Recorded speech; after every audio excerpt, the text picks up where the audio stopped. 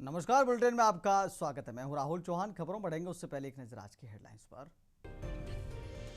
कृषि विभाग में 3572 नवनियुक्त युवाओं को आज नियुक्ति पत्र देंगे सीएम योगी। लखनऊ में इंदिरा गांधी प्रतिष्ठान में कार्यक्रम। मुख्यमंत्री धामी ने सशक्त बहना उत्सव स्टॉलों का किया शुभारंभ। अगले साल से पखवाड़े भर चलेगा यह आयोजन। कर्नाटक और दिल्ली समेत देश के कई राज्यों में स्वाइन फ्लू के बड़े मामले। कर्नाटक में 4000 से ज्यादा तो दिल्ली में 1700 से ज्यादा की।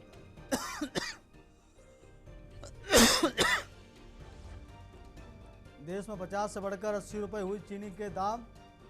उपभोक्ता और किसानों की बड़ी चिंता, त्योहारों का रंग फीका। लखनऊ अलीगंज अग्निकांड के आरोपी का भगोड़ा घोषित करने की तैयारी। आरोपी सुरेंद्र शुक्ला 1 लाख का इनाम, कुर्की की तैयारी।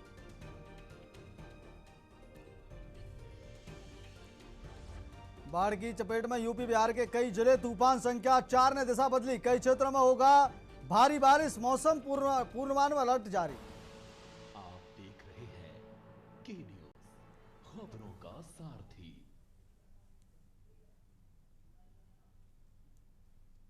अब सीधा रुख कर लेते खबरों का। खबर आगरा से है। पिनाड में पालतू कुत्ते ने बुजुर्ग महिला पर बोला हमला। टहलते समय कुत्ते ने घेरकर बुजुर्ग महिला को जमीन पर पटका। बुजुर्ग महिला को गंभीर रूप से किया लहूलुहान।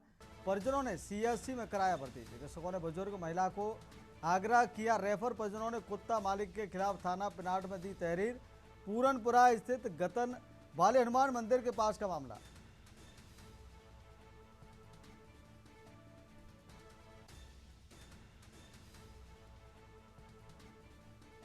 परिजनों ने सीएससी में कराया भर्ती। चिकित्सकों ने बुजुर्ग महिला को आगरा किया रेफर। परिजनों ने कुत्ते मालिक के खिलाफ थाना पिनाड में दी तहरीर। पूरनपुरा स्थित गतन वाले हनुमान मंदिर के पास का घटना। आगरा से खबर आपको बता रहे हैं। पिनाड में पालतू कुत्ते ने बुजुर्ग महिला पर बोला हमला। टहलते समय कुत्ते ने घेरकर बुजुर्ग महिला को जमीन पर पटका। बुजुर्ग महिला की गंभीर रूप से किया लहूलुहान। परिजनों ने सीएससी में कराया भर्ती। परिजनों ने सीएससी में कराया भर्ती। इसी खबर पर अधिक जानकारी के लिए आगरा से संवाददाता अजेंद्र चौहान हमारे साथ जुड़ गए हैं। अजेंद्र, आगरा से कुत्ते के हमले की घटना सामने आई है। बुजुर्ग महिला को कुत्ते ने घेरकर पटक दिया। अभी क्या स्थिति है और क्या अपडेट है इस खबर को लेकर? देखिए, पूरा जो मामला है ये आगरा के थाना पिनाड क्षेत्र के अंतर्गत आने वाले मोहल्ला पूरनपुरा का है, जहां पर एक बुजुर्ग महिला सुबह टहलने के लिए गई थी और अचानक वहां पर जो आवारा कुत्ते ने घेरकर बुजुर्ग महिला को जमीन पर पटककर बुरी तरह नोचा। अब हमला इतना जानलेवा हमला था कि बुजुर्ग महिला गंभीर रूप से घायल हो गई है। ये तस्वीरें उस महिला के घायल होने की हालत को बयां कर रही है। फिलहाल बुजुर्ग महिला को गंभीर रूप से घायल स्थिति में परिजनों ने सीएचसी में भर्ती करा दिया। गंभीर स्थिति में चिकित्सकों ने बुजुर्ग महिला को आगरा रेफर कर दिया, क्योंकि उसकी हालत काफी खराब हो चुकी थी।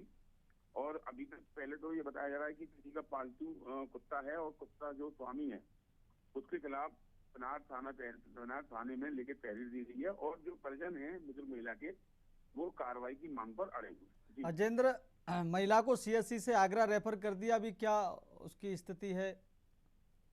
देखिए, अभी फिलहाल उपचार जारी है और अभी इस पूरे मामले में यही कहा जा रहा है कि स्थिति को कंट्रोल करने की बात कही जा रही है, लेकिन अगर हालत की बात की जाए तो गंभीर हालत में वहां सीएचसी से रेफर किया गया था। ठीक है अजेंद्र, बहुत बहुत धन्यवाद आपका तमाम जानकारी देने के लिए। तो आगरा से कुत्ते के हमले की खबर सामने आई है। कुत्ते ने एक बुजुर्ग महिला को घेर कर और जमीन पर पटक दिया। अब अगली खबर की बात कर लेते। खबर औरैया से है। अजीत मल के छीतापुर गांव में देर रात बड़ा हादसा। पड़ोसी की कच्ची दीवार टीन शेड पर गिरने से 5 लोग दबे। 3 बच्चों समेत पति पत्नी मलबे में दबकर हुए घायल। सीओ मनोज गंगवार और कोतवाली प्रभारी विनोद कुमार मौके पर पहुंचे। पुलिस ने सभी घायलों को सीएससी अजीत मल पहुंचाया। गंभीर घायल धीरेन्द्र सिंह को जिला अस्पताल रेफर किया गया। नायब तहसीलदार अशोक कुमार ने अस्पताल पहुंचकर जानकारी दी। औरैया से खबर आपको बता रहे हैं। सीओ मनोज गंगवार और कोतवाली प्रभारी विनोद कुमार मौके पर पहुंचे। पुलिस ने सभी घायलों को सीएससी अजीत मल पहुंचाया। गंभीर घायल धीरेन्द्र सिंह को जिला अस्पताल रेफर किया गया। नायब तहसीलदार अशोक कुमार ने अस्पताल पहुंचकर जानकारी ली। औरैया से खबर आपको बता रहे हैं, अजीतमल के छीतापुर गांव में देर रात बड़ा हादसा। पड़ोसी की कच्ची दीवार टीन शेड पर गिरने से 5 लोग घायल। 3 बच्चों समेत पति पत्नी मलबे में दबकर हुए घायल। सीओ मनोज गंगवार और कोतवाली प्रभारी विनोद कुमार मौके पर पहुंचे। सीओ मनोज गंगवार और कोतवाली प्रभारी विनोद कुमार मौके पर पहुंचे। अगली खबर का रुख कर लेते कबीरधाम जिले के बोडला थाना क्षेत्र में नौकरी लगाने के नाम पर 1,30,000 रुपए की ठगी का मामला सामने आया है, जहां चौकी पौड़ी पुलिस ने रायगढ़ निवासी 32 वर्षीय कलिंदर मिंज को गिरफ्तार किया है। आरोप है कि आरोपी ने खुद को फुटबॉल कोच बताकर युवक को खेल प्रशिक्षक और नौकरी दिलाने का झांसा दिया और उससे 1,30,000 रुपए लिए। इसके बाद उप संचालक खेल एवं युवा कल्याण विभाग रायपुर के नाम से फर्जी नियुक्ति पत्र तैयार कर विभागीय सील का दुरुपयोग करते हुए व्हाट्सएप पर भेज दिया। पुलिस ने आरोपी के मेमोरेंडम पर पीड़ित के शैक्षणिक और अन्य दस्तावेजों की छाया प्रतियां बरामद की हैं। आरोपी को 24 अगस्त को गिरफ्तार कर न्यायालय में पेश किया गया, जहां से उसे न्यायिक रिमांड पर भेज दिया गया है। मामले में पुलिस की विवेचना जारी है। मामला चौकी पौड़ी क्षेत्र का है, जहां इस मामले के आरोपी कलिंदर मिंज निवासी रायगढ़ के द्वारा मामले के प्रार्थी जागेश्वर साहू निवासी रामे खुर्द को वर्ष 2025-2026 में खेल प्रशिक्षक के पद पर नौकरी दिलाने का झांसा देकर 1,30,000 रुपए की ठगी किया गया था और उक्त रिपोर्ट पर आरोपी कलिंदर मिंज के खिलाफ चौकी पौड़ी में धोखाधड़ी और कूटरचना से संबंधित धाराओं में आपराधिक प्रकरण पंजीबद्ध कर अनुसंधान में लिया गया था और इस मामले में पुलिस के द्वारा आरोपी कलिंदर मिंज निवासी रायगढ़ को पकड़ा गया है। अगली खबर का रुख कर लेते हैं। सावन के पवित्र महीने में बेमेतरा जिले में भक्ति और आस्था का विशाल सैलाब देखने को मिला। पूर्व विधायक आशीष छावड़ा के नेतृत्व में नर्मदा धाम भेड़नी से देवर बीजा स्थित शिव मंदिर तक करीब 5 किलोमीटर लंबी भव्य कांवड़ यात्रा निकाली गई। सनातन एकता, सामाजिक समरसता और सांस्कृतिक जागरण के संकल्प के साथ आयोजित इस यात्रा में 5,000 से अधिक कांवड़ियों ने हिस्सा लिया। हाथों में कांवड़ और जल लेकर हजारों शिव भक्त हर हर महादेव के जयघोष के साथ देवरबाजी की ओर बढ़े। रात भर ग्रामीणों और श्रद्धालुओं ने पुष्प वर्षा कर कांवड़ियों का स्वागत किया। यात्रा में महाकाल पाल की आकर्षक झांकियां और अघोरी दल विशेष आकर्षण का केंद्र रहे। यह कांवड़ यात्रा का 9वां वर्ष है और बताया गया कि करीब 9 वर्ष पहले 200 से 300 श्रद्धालुओं के साथ शुरू हुई यात्रा आज बड़े सामाजिक और धार्मिक आयोजन का रूप ले चुकी है। नर्मदा धाम भेड़नी से जल लेकर श्रद्धालु देवर बीजा स्थित महाकाल मंदिर पहुंचे, जहां भगवान भोलेनाथ का जलाभिषेक कर क्षेत्र की शांति, समृद्धि और खुशहाली की कामना की गई।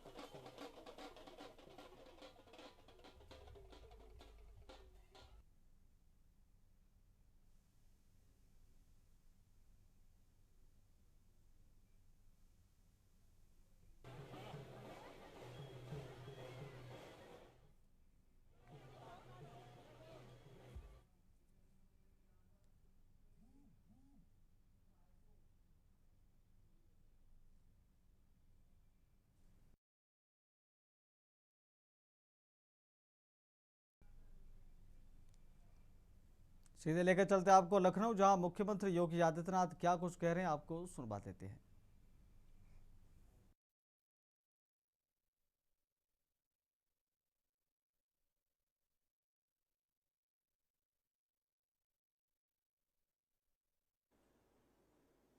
परसों और नरसों 3 दिन हमने यहां पे 19, 20, 21 में जापान, जो दुनिया के अंदर अपनी टेक्नोलॉजी के लिए और अपने कमिटमेंट के लिए जाना जाता है, जापान के 240 एक बड़े प्रतिनिधि मंडल में, जिसमें वहां के बड़े नेता थे, नौकरशाह थे, उद्यमी थे, वे लोग यूपी का दौरा किए। यूपी के साथ पहली बार इतना बड़ा दल भारत की यात्रा पे आया था, पहली बार आया। यानी जापान के साथ हमारे सैकड़ों वर्षों के सांस्कृतिक संबंध हैं। जापान के साथ भारत के राजनीतिक संबंधों के 75 वर्ष पूरे हो रहे हैं, लेकिन पहली बार जापान का इतना बड़ा दल भारत के अंदर आया था। और भारत में भी उन्होंने किसी राज्य को चुना, यूपी को चुना, और उन्होंने कहा कि साहब हम यूपी के यूथ को जापान में नौकरी देना चाहते हैं, यूपी के नौजवान को जापान में नौकरी देना चाहते हैं। 2017 के पहले तो कोई नहीं आता था, कोई नहीं आता था। आज दुनिया आ रही है, जर्मनी आ रहा है, इजराइल आ रहा है, कहता है साहब यूपी के नौजवान को हमारे यहां भेजिए, हम भी अपने यहां नौकरी देना चाहते हैं। और मुझे अच्छा लगता है जब यूपी के नौजवानों की लोग तारीफ करते हैं। इजराइल में हम लोगों ने 5000 नौजवान भेजे। मैंने वहां की सरकार से कहा, मैंने कहा भाई हमारे युवा जाएंगे तो वहां युद्ध नहीं लड़ेंगे, आप उनसे काम लीजिए, पैसा नहीं काटेंगे, उनके रहने खाने की व्यवस्था करिए। उन्होंने कहा हम करेंगे। मुझे बहुत अच्छा लगता है जब मैं उनका हालचाल लेता हूं। वे सभी नौजवान वहां खुशी से रह रहे हैं, 1.5 लाख रुपए महीना प्राप्त करते हैं, खाना पीना सब फ्री, और अपने घर को पैसा भी भेज रहे हैं। मैं उनमें से कुछ नौजवानों से पूछता हूं कि भाई वापस आने को कह रहे हैं, साहब अच्छा खासा पैसा मिला है, काहे हम वापस आएंगे? अभी जब आप कहेंगे तब आ जाएंगे, लेकिन अभी हमें यहां नौकरी करने दिया जाए। यानी इजराइल युद्ध लड़ रहा था, तब भी युवा वहां का, हमारा यूपी का गया हुआ युवा वहां काम कर रहा था। उसे कोई अपने कार्य में व्यस्त था। आज दुनिया मांग रही यूपी के नौजवानों को। 17 के पहले तो यह स्थिति नहीं थी। आज यूपी के अन्नदाता किसान के खेत से कोई मोटर चोरी करके नहीं लेके जाता है। उसको मालूम है कोई चोरी करेगा तो अगले दिन लंगड़ जरूर हो जाएगा।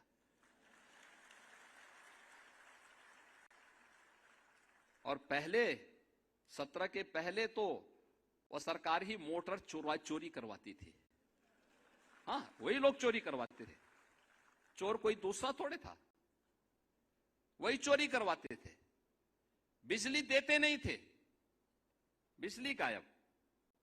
कल मैं रायबरेली गया था, पता लगा कि वहां क्या पूरे प्रदेश के अंदर वही स्थिति थी। एक सप्ताह दिन में, एक सप्ताह रात्रि में बिजली आती थी। तो मैंने कहा चलो एक सप्ताह तो देते थे ना। कहा नहीं साहब, वो भी 3 घंटे की बिजली, 3 घंटे की बिजली, क्या विकास कोई करेगा? 3 घंटे बिजली। और हम लोग यूपी देश के अंदर उन राज्यों में जो किसानों को अपने यहां सर्वाधिक बिजली देता है। लगभग 10 घंटे की बिजली हम यूपी के किसानों को देते हैं, और बिजली भी फ्री में देते हैं। यानी सरकारी ट्यूबवेल में तो बिजली फ्री ही है। 16 लाख से अधिक ट्यूबवेल ऐसे थे जो ट्यूबवेल निजी क्षेत्र के लगाए गए थे। वे किसान अपने बिजली देते थे, लगभग 3000 का बिल देने के लिए मजबूर होना पड़ता था। 3000 करोड़ रुपए उससे प्रदेश सरकार को मिलते थे। हमने वह भी माफ कर दिया, कहा कि प्रदेश सरकार पैसा देगी, किसान के ऊपर भार नहीं आना चाहिए। पहली बार उत्तर प्रदेश में किसान को न्यूनतम समर्थन मूल्य का दाम मिला है, पहली बार मिला है। गन्ना किसान तबाह था।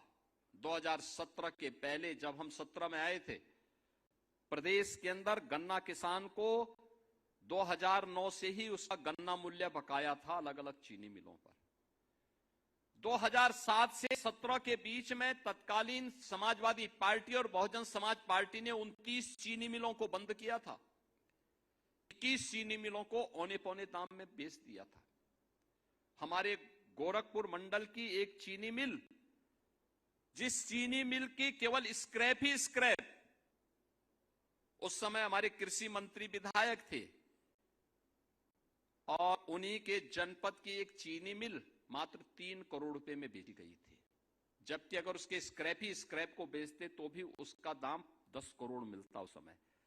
और जमीन के दाम आज के दिन पर अगर उस जमीन को देखेंगे, उस जमीन की कीमत आज के दिन पे 1000 करोड़ रुपए की है। हमने उस माफिया को उठाने नहीं दिया था उस समय पे, सांसद था मैं, लेकिन आंदोलन हम लोगों ने किया था। इस सरकारी जमीन पर डकैती नहीं डालने देंगे। ये तत्कालीन सरकारें करती थी, चीनी मिलों को बंद करती थी। और आज 122 चीनी मिलें हम चला रहे हैं, 3,25,000 करोड़ रुपए अब तक हम गन्ना किसानों के खाते में सीधे डीबीटी के माध्यम से पैसा भेज चुके हैं। यूपी ने अपने कृषि विकास की दर को 8% से बढ़ा करके 18% तक पहुंचाने में सफलता प्राप्त की है। कभी नहीं हुआ, पहली बार यूपी के अंदर हो रहा हो। अब तो यूपी के अंदर किसान को सुविधाएं मिल रही है, प्रधानमंत्री फसल बीमा योजना का मिल रहा है, सॉइल हेल्थ कार्ड का मिल रहा है, केसीसी के माध्यम से बैंक से आसानी से पैसा उपलब्ध हो पा रहा है। प्रधानमंत्री किसान सम्मान निधि में लगभग 3 करोड़ किसान यूपी के अंदर आच्छादित होकर के सालाना 6,000 रुपया प्राप्त कर रहे हैं। तमाम प्रकार की सुविधाएं किसानों को दी जा रही हैं। और मेरा मानना है यूपी के कृषि विकास की दर को हमें आगे बढ़ाना है। इतना कार्य इसलिए क्योंकि मैं मानता हूं यूपी के अंदर जितनी उर्वरा भूमि है, जितना जल संसाधन है, दुनिया के अंदर कहीं नहीं है। किसी के पास इतना सामर्थ्य नहीं है। और उन स्थितियों में हमें इस बात को ध्यान रखना होगा कि 18% को हम बढ़ा करके 30% तक पहुंचा सकते हैं। ये संभव है। इसके लिए हमें उन्हें अच्छी क्वालिटी के बीज उपलब्ध करवाने पड़ेंगे। और चौधरी चरण सिंह जी के नाम पर लखनऊ में सीड पार्क का निर्माण का कार्य प्रारंभ हो रहा है। समय पे क्वालिटी सीड किसानों को प्राप्त हो सके, लखनऊ में बन रहा है। कृषि विज्ञान केंद्र 17 के पहले किसान कहीं एजेंडे में नहीं था। तत्कालीन सरकार के एजेंडे में किसान था ही नहीं। मुझे याद है 2014-15 में हुदहुद एक साइक्लोन आया था। उसके कारण असमय अतिवृष्टि की स्थिति पैदा हुई थी। साल भर ऐसे ही है जैसे इस बार अल नीनो है, असमय बारिश, अतिवृष्टि, अनावृष्टि। इसके दौर से जब किसान को आवश्यकता होती थी बारिश की, तब बारिश नहीं होती थी, लेकिन जब उसको लगता था कि अब बारिश न हो तब बारिश होने लगती थी। और उस समय 14-15 में आया था हुदहुद साइक्लोन। इसके कारण वर्ष भर का फसल चक्र बिगड़ा था। भारत सरकार ने आपदा राहत से पैसा उपलब्ध करवाया था और 14-15 का पैसा 2017 तक नहीं बंट पाया था। 17 में हमने वो पैसा किसानों को बांटा था। जब मैं मुख्यमंत्री बन गया तब हमने बांटा था। शाही जी उस समय कृषि मंत्री बन गए थे, तब ये पैसा हमने किसानों को बांटा था।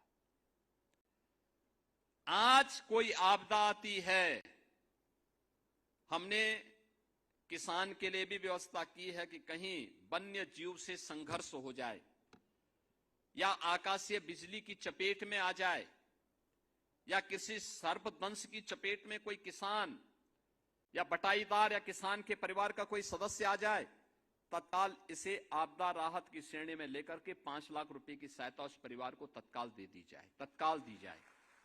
हम लोग तत्काल देते हैं, 24 घंटे के अंदर पैसा उस परिवार को मिलती है। अगर कहीं पे अतिवृष्टि अनावृष्टि के कारण खेत को नुकसान हुआ है, फसल बीमा का पैसा मिलेगा बाद में, लेकिन आपदा राहत का पैसा उसको परिवार को तत्काल, उस किसान को तत्काल मिल जाना चाहिए। ये करने की इच्छा शक्ति होनी चाहिए। लेकिन इसके लिए सरकार ने सिंचाई के दायरे को भी बढ़ाया। जब पहले किसान एजेंडे का हिस्सा ही नहीं था तो कैसे ये लोग बढ़ाते? आप सोचिए, हम लोगों ने सबसे पहले 2017 में आने के बाद 2018 में बाण सागर की परियोजना पूरी की। 2.5 लाख हेक्टेयर भूमि को ये सिंचाई की सुविधा दे रही है। फिर हमने अर्जुन सहायक परियोजना को बुंदेलखंड की दिशा से इसको पूरा करवाया। इसने महोबा से लेकर के बांदा तक सिंचाई की सुविधा को आच्छादन बढ़ाया। और बाद में 2021 में हम लोगों ने सरयू नहर राष्ट्रीय परियोजना का कार्य पूरा किया। ये बहराइच से लेकर के गोरखपुर तक 9-10 जनपदों को 14 लाख हेक्टेयर भूमि को सिंचाई के अतिरिक्त सुविधा दे रही है। ये योजना सरयू नहर राष्ट्रीय परियोजना कब बनी थी? 1972 में। और पूरा कब हो रही है? 2021 में हमने पूरा किया। यानी पिछली सरकारों ने कभी इसको महत्व ही नहीं दिया। पिछली सरकारों के एजेंडे में न युवा था न किसान था। और इसीलिए आज जब आपका कृषि विभाग में प्रवेश हो रहा है, मंडी सचिव के रूप में और तकनीकी सहायक के रूप में, मेरी आप सबसे अपेक्षा है मंडी समिति के रूप में मंडी को ऐसा चमकाइए, साफ सुथरा हो, कचरे का निस्तारण हो, जो व्यापारी वहां रहता है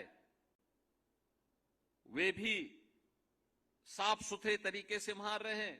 जो किसान मंडी में आता है उस किसान के लिए वहां पर हम व्यवस्थाएं दें, बुनियादी सुविधाएं भी दिए, बैठने की व्यवस्था भी करें, अन्नदाता किसान को सम्मान मिले, रंग रोगन करने की व्यवस्था हो।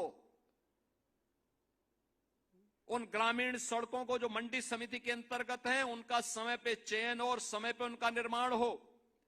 मंडी समिति के शेड अच्छे हों और प्रभावी हों और किसान की उपज को वहां पर प्रोक्यूर करने की व्यवस्था और एमएसपी देने का उचित प्लेटफॉर्म भी हो।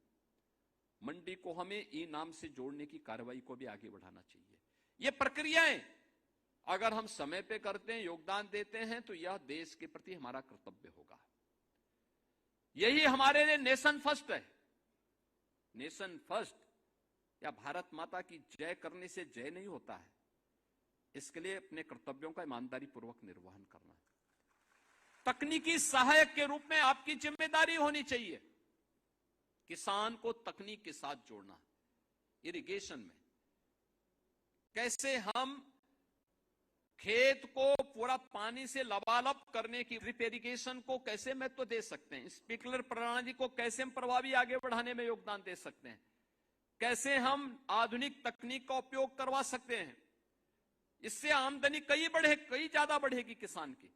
कैसे हम 100 फसली ले सकते हैं, कैसे किसान की आमदनी को बढ़ाने के लिए उसको वैल्यू एडिशन के साथ जोड़ा जा सकता है। ये सभी कार्य अगर आप समयबद्ध तरीके से बढ़ाएंगे इसका लाभ होगा। आपके प्रति अन्नदाता किसान के मन में एक श्रद्धा और सम्मान का भाव पैदा होगा। आप में से ज्यादातर लोग किसान परिवार से जुड़े हुए हैं।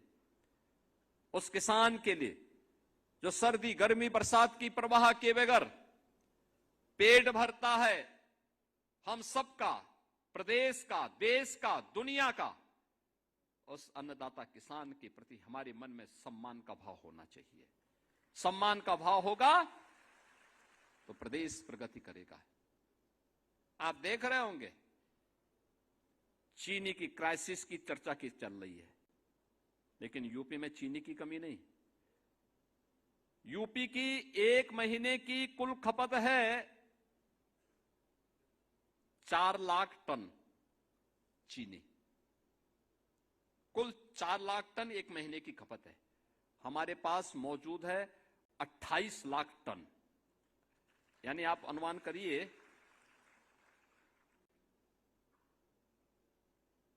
7 महीने की चीनी हमारे पास मौजूद है। और हम 15 अक्टूबर से फिर चीनी मिल चालू करेंगे तो 90 लाख टन यानी 900 लाख कुंटल चीनी का फिर से प्रोडक्शन अपनी चीनी मिलों के माध्यम से कर देंगे। यानी इतने बड़े पैमाने पर सामर्थ्य यूपी के पास है।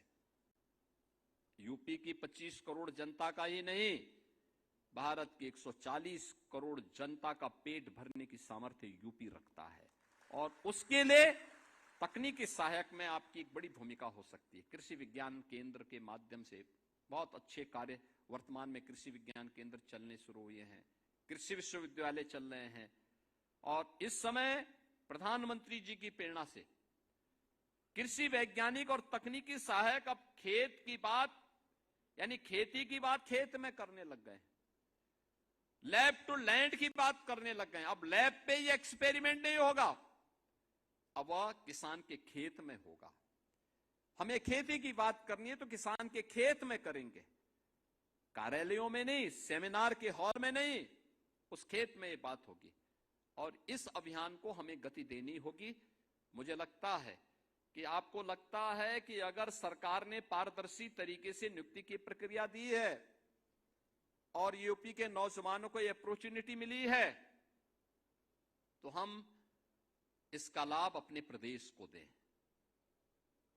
आने वाले अब रुकेंगे यहाँ छोटे से ब्रेक के लिए, ब्रेक के बाद खबरों में जल्द हाजिर होंगे।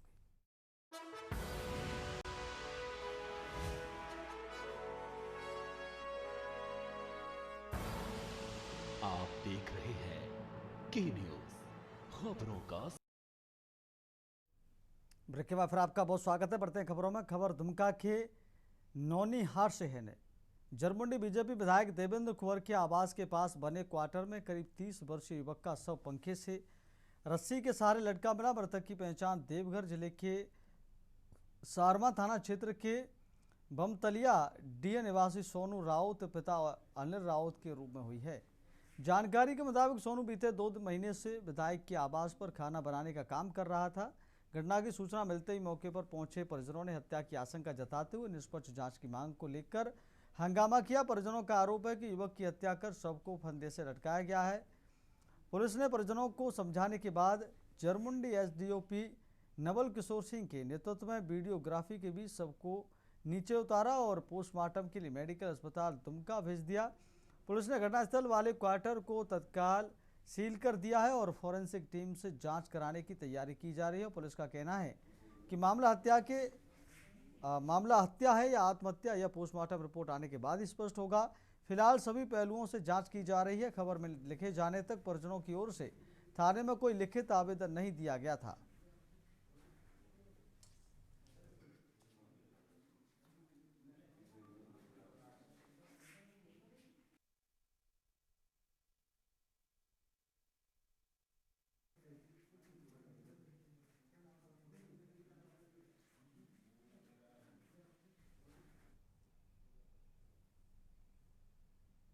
अगली खबर का रुख करता हूं। बुलंदशहर में पासू थाना क्षेत्र के काली नदी तराई पर बने मीन भगवान चौक स्थित मंदिर में असामाजिक तत्वों द्वारा मीन भगवान की मूर्ति खंडित किए जाने का मामला सामने आया है। मूर्ति खंडित होने की जानकारी मिलते ही मीणा समाज सहित सर्व समाज के लोगों में भारी आक्रोश फैल गया। बताया जा रहा है कि उत्तर प्रदेश सरकार की ओर से मीन भगवान चौक के लिए धनराशि भी आवंटित की गई थी। अब घटना की सूचना मिलते ही मीणा समाज के लोग और पहासू थाना पुलिस मौके पर पहुंची। पुलिस ने घटनास्थल का निरीक्षण कर मामले की जांच शुरू कर दी है। पहासू थाना प्रभारी ने स्थानीय लोगों को आश्वासन दिया कि 12 घंटे के भीतर आरोपी को गिरफ्तार करने का प्रयास किया जाएगा। पुलिस प्रशासन के आश्वासन के बाद मीणा समाज सहित सर्व समाज के लोग शांत हुए। लोगों की मांग है कि मूर्ति खंडित करने वाले आरोपी को जल्द से जल्द गिरफ्तार किया जाए और प्रशासन नई मूर्ति की स्थापना शीघ्र करवाए। फिलहाल पुलिस घटना की बारीकी से जांच पड़ताल कर रही है।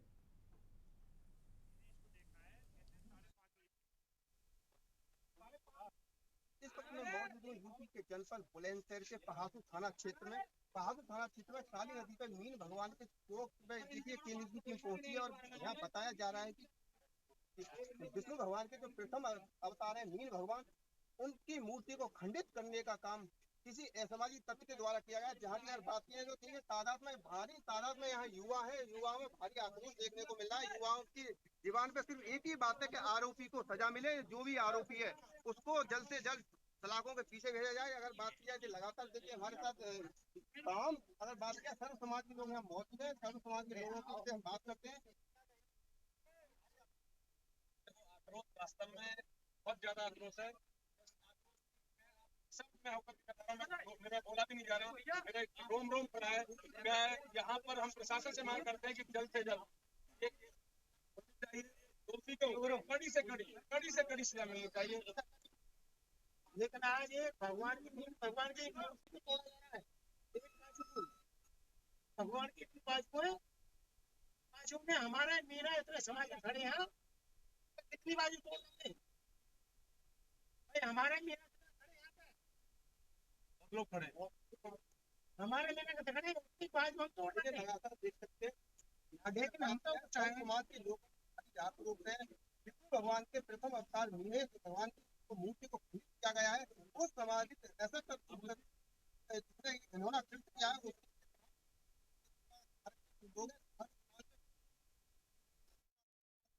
कि उसको जल्द से जल्द पकड़ा जाए, उसको जल्द से जल्द सलाखों के पीछे भेजा जाए। हालांकि प्रशासन की अगर बात करें तो यहाँ थाना प्रभारी यहाँ मौके पर पहुंचे हैं, उन्होंने स्थानीय जो लोग हैं, स्थानीय युवा हैं, उनसे वार्तालाप किया तो उन्होंने 12 घंटे का हालांकि लगातार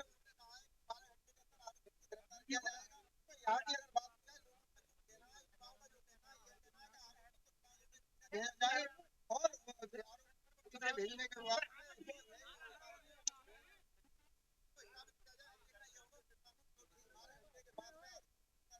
नहीं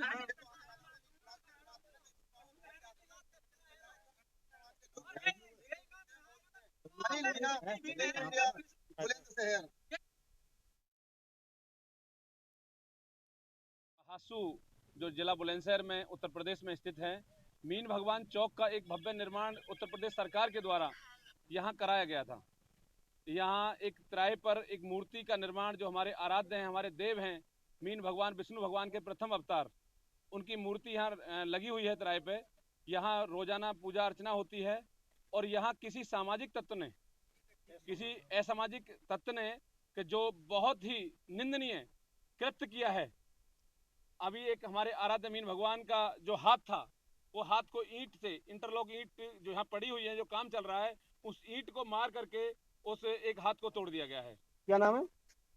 मेरा नाम है मेरा। अच्छा अमूल, क्या घटना हुई है यहाँ पे जो लोग देखा जा रहा है, युवाओं में भारी आक्रोश यहाँ देखने को मिल रहा है? देखो, ये बात आपकी सत्य है कि यहाँ युवाओं में भारी आक्रोश है।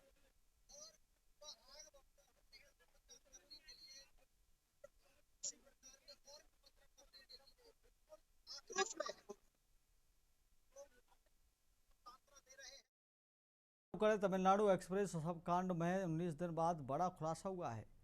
मृतका की पहचान हयातुन निसा के रूप में हुई है, जिसकी उम्र करीब 38 साल बताई जा रही है और जांच के तार चेन्नई के गुडवनचेरी स्थित एक किराए के मकान से जुड़े हैं।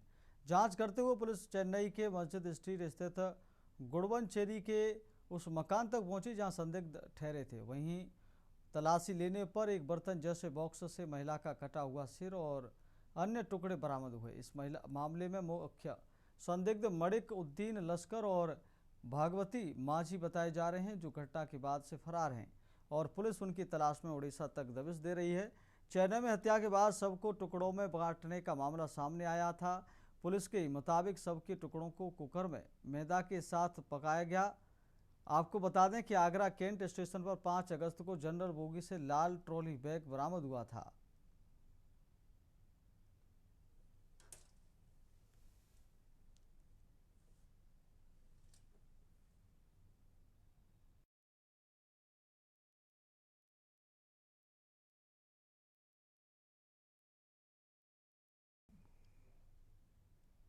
अगली खबर का रुख कर लेते हैं। थाना सदर रेवाड़ी पुलिस ने गोकुलपुर के पास हुए सनसनीखेज दोहरे हत्याकांड मामले में एक के बाद एक 3 और आरोपियों को गिरफ्तार करने में सफलता हासिल की है। पुलिस ने आरोपियों के कब्जे से वारदात में इस्तेमाल की गई कार भी बरामद कर ली है। डीएसपी बाबल सुरेंद्र सोराण ने पत्रकार वार्ता में जानकारी देते हुए बताया कि रात गत 21 अगस्त को पुलिस को सूचना मिली थी कि गाँव गोकुलपुर के पास 3 युवक घायल अवस्था में पड़े थे। सूचना पाकर पुलिस तुरंत मौके पर पहुंची। मौके पर गांव माड़िया कला निवासी एक युवक जतिन मृत अवस्था में मिला, जबकि 2 अन्य घायल थे। घायलों को तुरंत अस्पताल पहुंचाया गया, जहां इलाज के दौरान एक और युवक गांव निगनियावास निवासी हिमेश की मौत हो गई। तीसरे युवक गांव बुढ़ाना निवासी यशपाल को मामूली चोटें आई थी। सदर थाना पुलिस ने जतिन के पिता देशराज के बयान पर 4 गाँव के 9 नामजद सहित कई आरोपियों के खिलाफ हत्या का केस दर्ज कर जाँच शुरू की थी।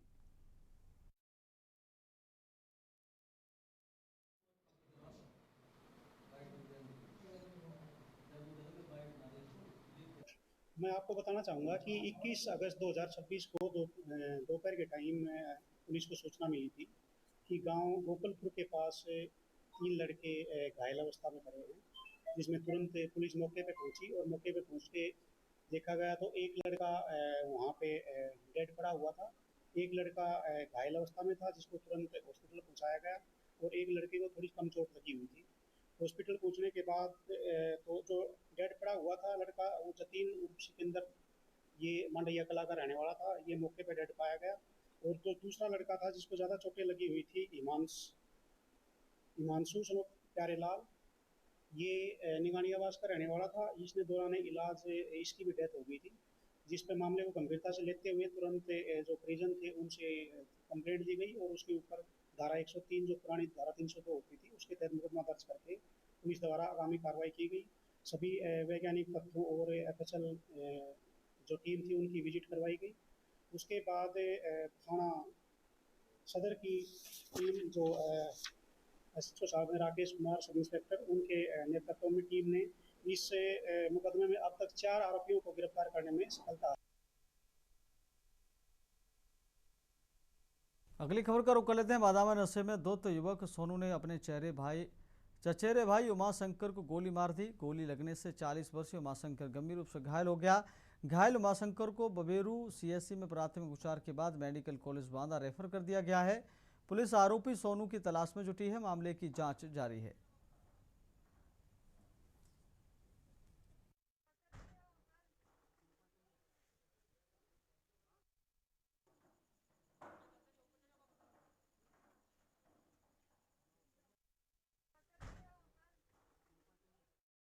अगली खबर का रुख कर लेते। कानपुर पनकी इंडस्ट्रियल एरिया के डंपिंग यार्ड में फेंकी गई एक्सपायर्ड चॉकलेट और टॉफियां बीनने के लिए लोगों की भारी भीड़ उमड़ पड़ी। वायरल वीडियो में लोग कचरे के ढेर से टॉफी और चॉकलेट उठाकर घर ले जाते दिखाई दे रहे हैं। बताया जा रहा है कि माल खराब होने के बाद उसे खुले में फेंका गया था, जिसके बाद लोगों में सामान बीनने की होड़ मच गई। एक्सपायर्ड खाद्य सामग्री के सेवन से स्वास्थ्य को गंभीर खतरा हो सकता है। मामले में प्रशासन की आधिकारिक पुष्टि और जांच का इंतजार है।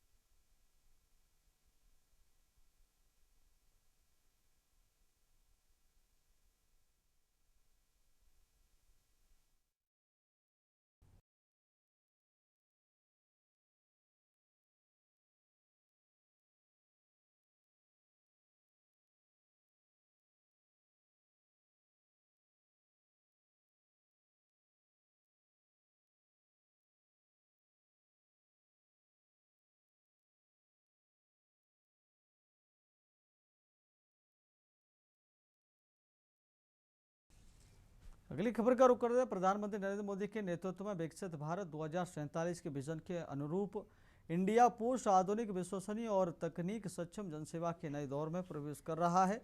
नई दिल्ली के बसंत कुंज में देश के नवीनीकृत डाकघर भवनों की श्रृंखला के तहत दूसरे डिजिटल नवीनीकृत डाकघर का वर्चुअल उद्घाटन केंद्रीय संचार मंत्री ज्योतिरादित्य सिंधिया ने किया।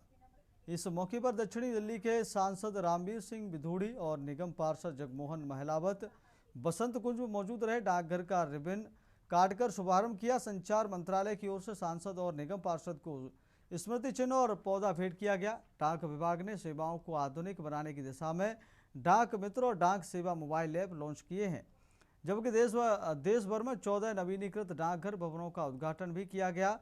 डाक मित्र ऐप को 1.4 लाख से अधिक शाखा डाकघरों के लिए एकीकृत डिजिटल ऑपरेशनल प्लेटफॉर्म के रूप में विकसित किया गया है, जिसके जरिए शाखा डाकपाल कई सेवाएं कागज रहित और रियल टाइम तरीके से उपलब्ध करा सकेंगे। ऐप का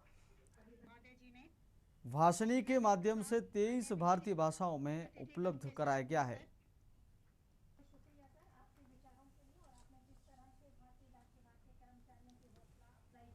देखिए, मेरे लोकसभा क्षेत्र के लिए आज का दिन बहुत ही ऐतिहासिक है।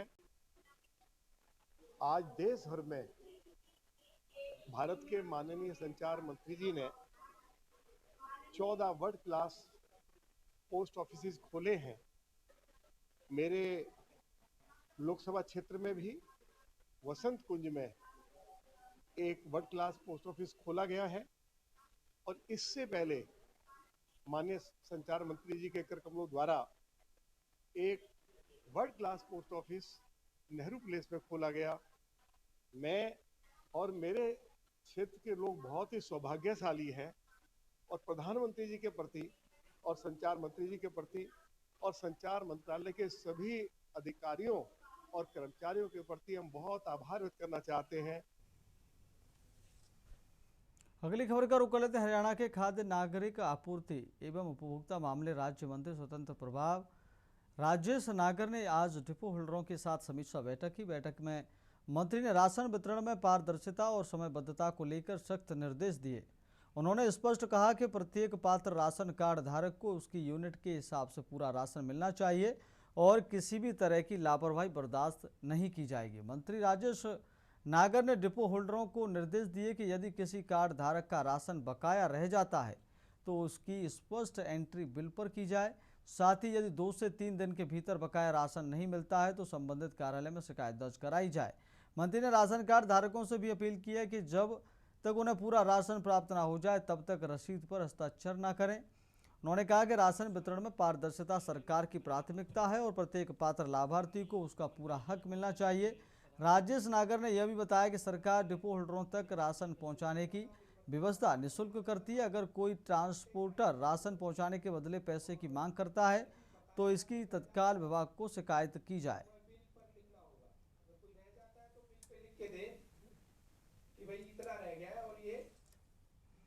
अगली खबर का रुख कर लेते हैं। पलवल में कई घंटे तक हुई मूसलाधार बारिश ने शहर की जल निकासी व्यवस्था की पोल खोल दी है। करीब 104 मिलीमीटर बारिश के बाद शहर की सड़कें दरिया में तब्दील हो गईं और राष्ट्रीय राजमार्ग 19 बस अड्डे, सरकारी दफ्तरों, पॉश इलाकों और शहर के मुख्य बाजार समेत कई स्थानों पर भारी जलभराव देखने को मिला। सड़कों पर पानी जमा होने के कारण लोगों की आवाजाही पूरी तरह प्रभावित रही और लोगों को दूषित पानी के बीच से होकर गुजरने के लिए मजबूर होना पड़ा। लगातार कई घंटे तक पानी की निकासी नहीं होने से हालात विकराल बने रहे। जलभराव के बीच कई वाहन पानी में फंसे गए और कुछ वाहन तो बीच सड़क पर ही बंद हो गए, जिन्हें निकालने के लिए लोगों को काफ़ी मशक्कत करनी पड़ी। स्थानीय लोगों का कहना है कि बस अड्डे पर हर बार बारिश के दौरान ऐसे ही हालात पैदा हो जाते हैं और लोगों का निकलना मुश्किल हो जाता है। लोगों ने आरोप लगाया कि शहर के सीवर की नियमित सफाई नहीं होने के कारण जल निकासी व्यवस्था बदहाल है।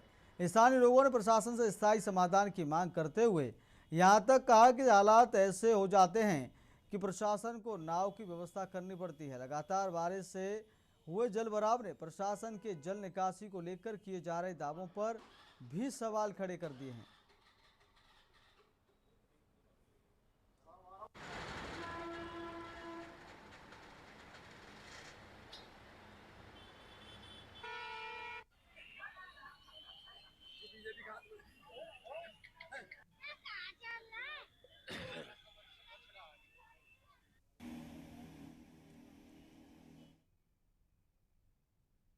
अगली खबर का रुख कर लेते। खबर सीतापुर से। जिला कारागार में कैदी की हुई मौत। जिला अस्पताल के डॉक्टर ने किया मृत घोषित। आम सड़क के तहत बंद था कैदी। देर रात जेल में बिगड़ी तबीयत, हुई मौत। परिवार में पसरा मातम। 15 दिन पहले वारंट के तहत पहुंचा था जेल।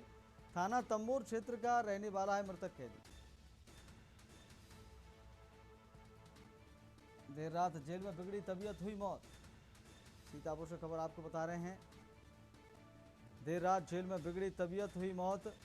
सीतापुर से खबर आपको बता रहे हैं। जेल में बंद कैदी की हुई मौत। परिवार में पसरा मातम।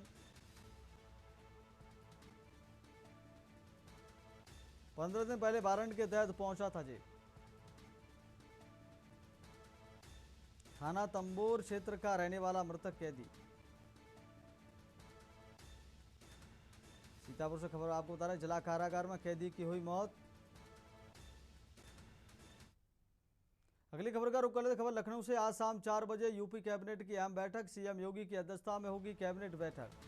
करीब 19 प्रमुख प्रस्तावों पर हो सकता है फैसला। जनसेवा केंद्र 410 की नई नियमावली को मंजूरी संभव। मृतक आश्रित कोटे में सिपाही भर्ती से पैट हटाने का प्रस्ताव। 4000 करोड़ से नई इलेक्ट्रिक बसों की खरीद पर फैसला संभव। सुल्तानपुर में 272.25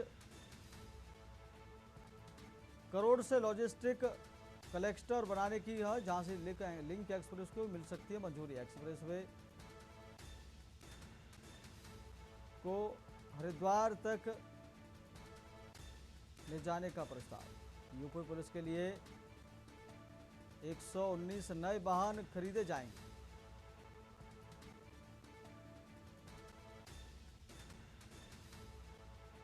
सुल्तानपुर 272.25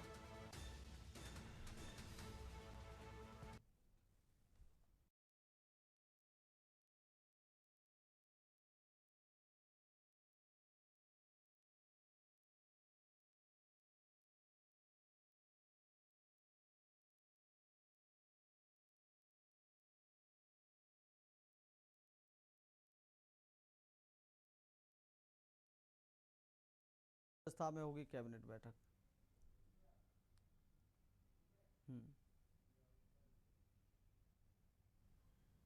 अगली खबर का रुख कर लेते हैं। खबर लखनऊ से है। चालक प्रशिक्षण केंद्र स्थापना के नियम बदले।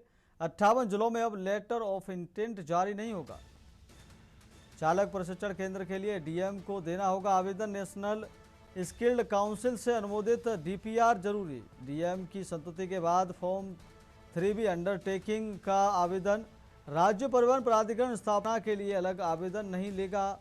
मानकों के अनुसार स्थापित केंद्रों के प्रत्यायन का आवेदन होगा स्वीकार। 17 प्रमुख जिलों में लागू नहीं होगी नई व्यवस्था।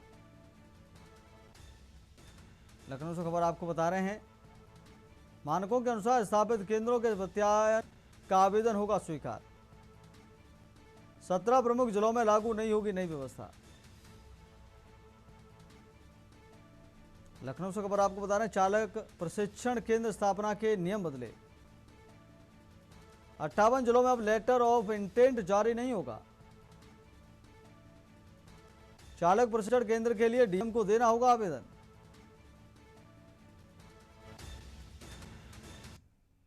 अगली खबर का रुख कर लेते। खबर आगरा से। धोखाधड़ी के परिवार में 13 साल बाद बड़ा खुलासा। मृत दर्शाया गया। आरोपित सड़क पर स्कूटर चलाते मिला। वादी पक्ष ने आरोपित की फोटो खींचकर कोर्ट में साक्ष्य दिया। आरोपित ताराचंद शर्मा ने कोर्ट में किया आत्मसमर्पण। नगला बेनी प्रसाद गांधीनगर निवासी है। आरोपित ताराचंद शर्मा 1999 धोखाधड़ी के आरोप में कोर्ट ने किया था तलब। फर्जी वसीयत तैयार करने का आरोप। एससी से भी नहीं मिली राहत। वादी पक्ष ने आरोपित के जीवित होने के साक्ष्य कोर्ट में रखे। जमानत प्रार्थना पत्र पर विशेष सीजेएम शिवानंद गुप्ता ने सुनवाई की।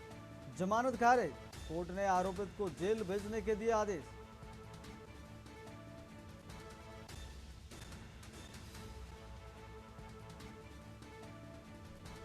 वादी पक्ष ने आरोपित के जीवित होने के साक्ष्य कोर्ट में रखे। आगरा से खबर आपको बता रहे हैं। फर्जी वसीयत तैयार करने का आरोप। एससी से भी नहीं मिली राहत। वादी पक्ष ने आरोपित के जीवित होने के साक्ष्य कोर्ट में रखे। जमानत प्रार्थना पत्र पर विशेष सीजेएम शिवानंद गुप्ता ने सुनवाई की। जमानत खारिज। कोर्ट ने आरोपित को जेल भेजने के दिए आदेश। आगरा से खबर आपको बता रहे। धोखाधड़ी के परिवाद में 13 साल बाद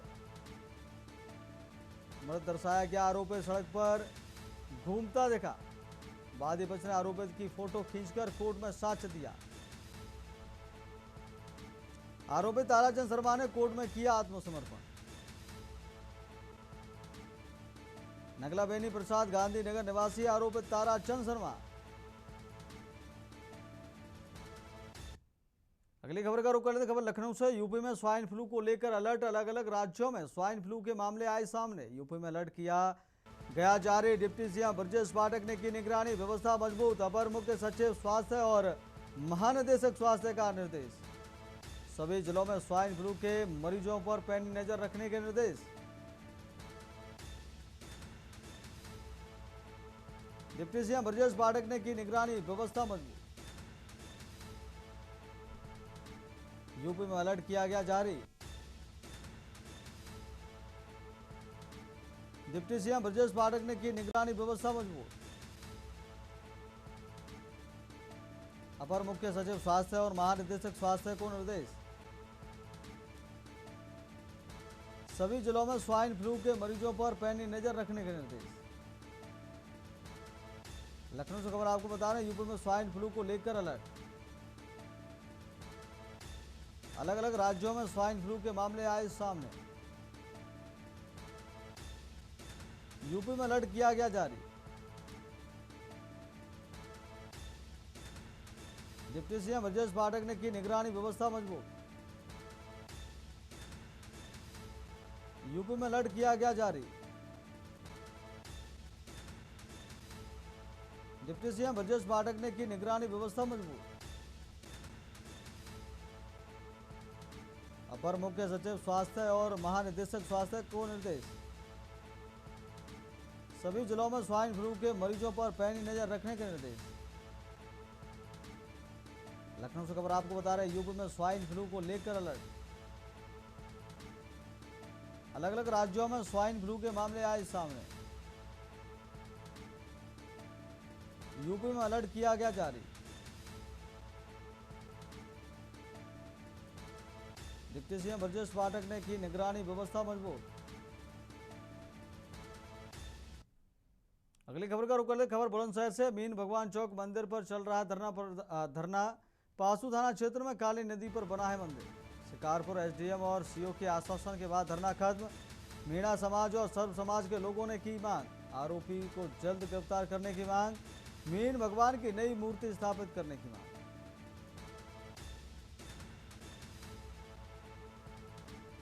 मीणा समाज और सर्व समाज के लोगों ने की मांग। बुलंदशहर से खबर आपको बता रहे हैं, शिकारपुर एसडीएम और सीओ के आश्वासन के बाद धरना खत्म। मीणा समाज और सर्व समाज के लोगों ने की मांग।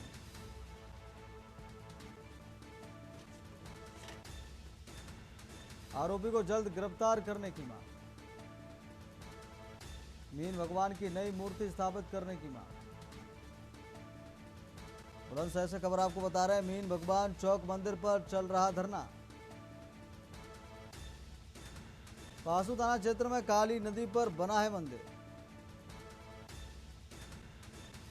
शिकारपुर एसडीएम और सीओ के आश्वासन के बाद धरना खत्म। मीणा समाज और सर्व समाज के लोगों ने की मांग। शिकारपुर एसडीएम और सीओ के आश्वासन के बाद धरना खत्म। मीणा समाज और सर्व समाज के लोगों ने की मांग। आरोपी को जल्द गिरफ्तार करने की मांग। मीन भगवान की नई मूर्ति स्थापित करने की मांग। बुलंदशहर से खबर आपको बता रहे, मीन भगवान चौक मंदिर पर चल रहा धरना।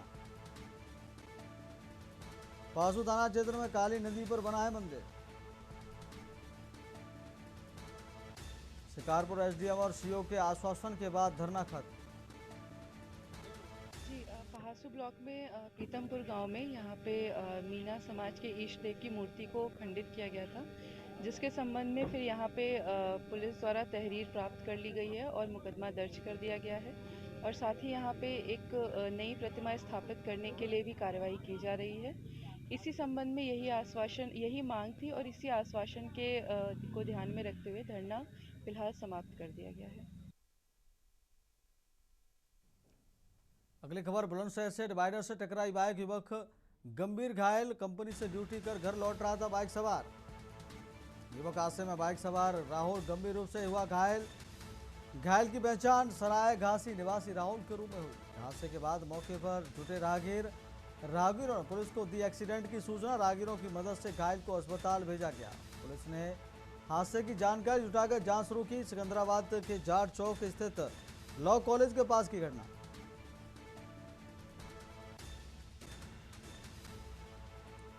राहगीरों ने पुलिस को दी एक्सीडेंट की सूचना। राहगीरों की मदद से घायल को अस्पताल भेजा गया। पुलिस ने हादसे की जानकारी जुटाकर जांच शुरू की। बुलंदशहर से खबर आपको बता रहे हैं, डिवाइडर से टकराई बाइक, युवक गंभीर घायल।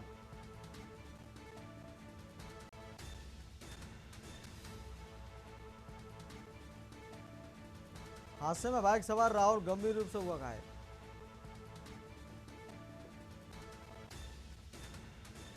घायल की पहचान सराय घासी निवासी राहुल के रूप में हुई। फिलहाल इस बुलेटिन में मेरे साथ इतना ही। देखते रहिए के न्यूज़ इंडिया। नमस्कार।